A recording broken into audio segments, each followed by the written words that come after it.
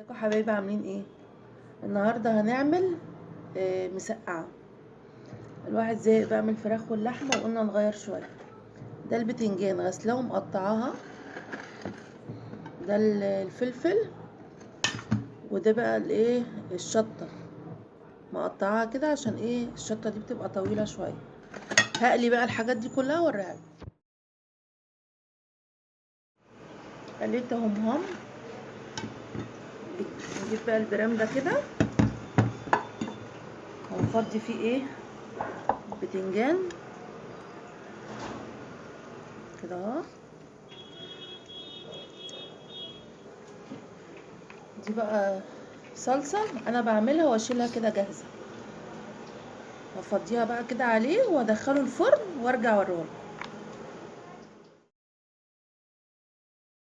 الجرام طلع من الفرن اهو، بصوا بقى عامل ازاي.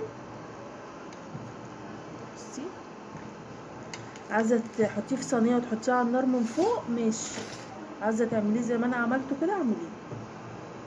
بصي بقى كل حاجة لوحدها كده عشان تعرفي تطلعي. بصي، عجبكم الفيديو حطوا لايك وبالهنا والشفا.